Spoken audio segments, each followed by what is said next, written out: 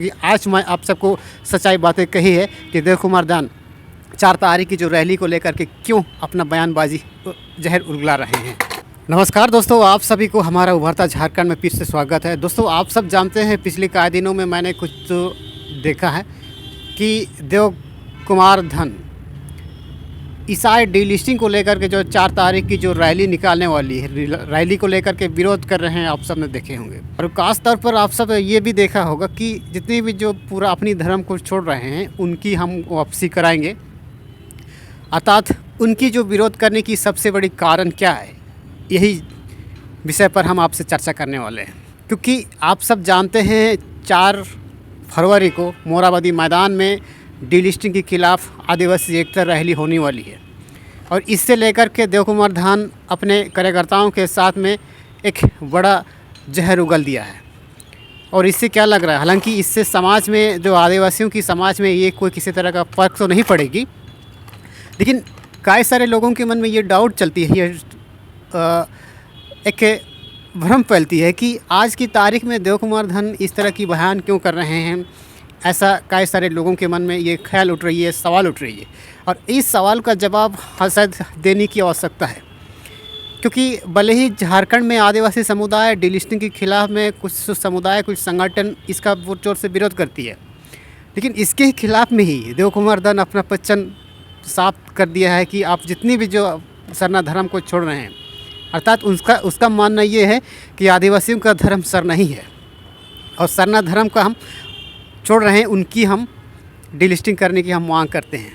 क्योंकि ये पूर्व सांसद जो गीता श्री उरांव के पिताजी बाबा कार्तिक उरांव जी का ये कहना है और इन लोगों का मानना यही है, देव कुमार धन का यही मानना है कि आदिवासी जो हमारे भारत के आदिवासी सब लोग सरना धर्म को मानते हैं और सरना धर्म को छोड़ रहे हैं, उनको हम घर वापसी करेंगे। उनका साफ कहना यही है। ऐसा क्यों कह रहे हैं? ऐसा कहना उनके लिए जायज़ है, उनके लिए फ़ायदेमंद होगी। क्योंकि जिस एंगल से शायद आप सबको दिखाई नहीं दे रहा है, जिस एंगल से शायद आप सबको देखने की जो तरीका आपके साथ थोड़ा आपके आंखों में थोड़ा शायद पट्टी है, अगर इस पर्दा को अगर आप हटाएंगे तो आप आसानी से आप देख पाएंगे। पिछले दिनों में भी आज से कई साल पहले, लगभग 2018-19 में शायद मेरे ख्याल से, जहाँ चुनाव हुई थी उस वक्त सिसाई विधानसभा से चुनाव लड़ चुके हैं, आप सब जानते हैं, निर्दलीय चुनाव में। और कुछ प्रत्यारोप होने के चक्कर में उसकी विदाई क्या चली गई है, आप सब शायद जानते हैं या फिर नहीं जानते हैं, वो अलग चीज़ है। लेकिन इसके बावजूद भी फिर से खुद को अपना पैर पसारना चाहती है। पैर पसारना कैसे चाहती है, कैसे पसारेंगे? सिसाई विधानसभा से गीता श्री उरांव के डिफेंडर अपोजिट खिलाड़ी अब देव कुमार दान हो गए हैं।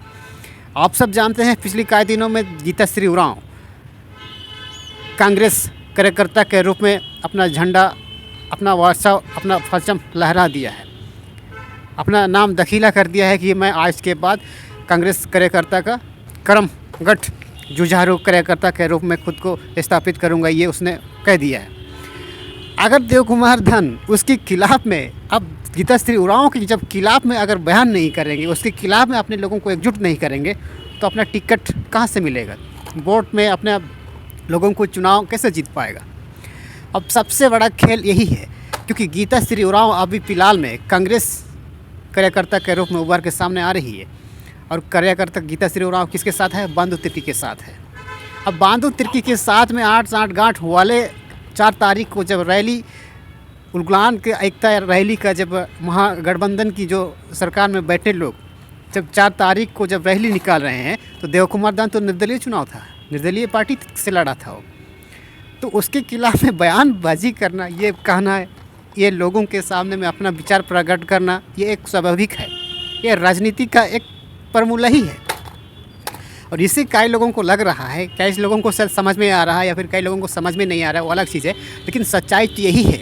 देव कुमार धन फिर से सिसाई विधानसभा से चुनाव लड़ना चाहता है और उसके अपोजिट में खड़ा है, जो उस अपोजिट में जो खड़ी है गीता श्री उरांव, उसके खिलाफ में लड़ने के लिए, उसके खिलाफ में अपने लोगों को आकर्षित करने के लिए इस तरह का बयान देव कुमार धन करते हैं। क्योंकि गीता श्री उरांव बांधु तिर्की की अपनी पार्टी के कार्यकर्ता के रूप में एक गांठ बना लिए हैं यदि सिसई विधानसभा से गीता श्री उरांव अगर खड़ा करते हैं, अगर आज के टाइम पर अगर देव कुमार दान उसके साथ में अगर 8-60 गांठ रहेंगे, तो फिर उसके अपोजिट पार्टी में कैसे बना पाएंगे, अपने पेश कैसे लड़ पाएंगे, अपने उस चुनाव मुद्दे को लेकर के, उस चुनाव की रैली में, उस चुनाव के समय पे खुद को किस तरह से उभार के आएंगे, अगर आज के टाइम पर अगर गीता श्री उरांव के साथ अगर 8-60 गांठ करेंगे। इसीलिए सबसे बड़ी कारण यही है, देव कुमार दान की जो भी बयान से आप सब समझ में नहीं आ रहा होगा कि सबसे बड़ी कारण यही है दोस्तों कि देव कुमार दान गीता श्री उरांव की अपोजिट पार्टी में रहने की वजह से इस तरह की बयान कर रही है। वरना इससे किसी तरह का कोई प्रभाव नहीं पड़ेगी, किसी तरह का कोई प्रभाव नहीं पड़ेगा, क्योंकि सच्चाई यही है। और जिस दिन सिसई विधानसभा के जनताओं को अगर ये सच्चाई पता चल जाएगी, दूध का दूध पानी का पानी हो जाएगी। और इसीलिए 4 तारीख की रैली को लेकर के देव कुमार दान अपने ईडी एक छुट्टी कर रहे हैं, क्योंकि बांधु तिर्की के साइड पर गीता श्री उरांव खड़ी है और गीता श्री उरांव सिसई विधानसभा से चुनाव लड़ेगी, ये तो तय है। और उसी विधानसभा से देव कुमार दान लड़ने के लिए अपना कार्यकर्ताओं को इकट्ठा कर रहा है। तो ये छोटी सी जानकारी आप सबको कैसी लगी? ऐसा ही तमाम छोटे बड़े जानकारी से हम आप सबको रूबरू कराएंगे। अगर हमारी कई गई बातों से अगर आप सहमत हैं तो इस वीडियो को शेयर कीजिए और अपने दोस्तों के साथ बताना बिल्कुल मत भूलिएगा, क्योंकि आज मैं आप सबको सच्चाई बातें कही है कि देव कुमार दान 4 तारीख की जो रैली को लेकर के क्यों अपना बयानबाजी जहर उगला रहे हैं।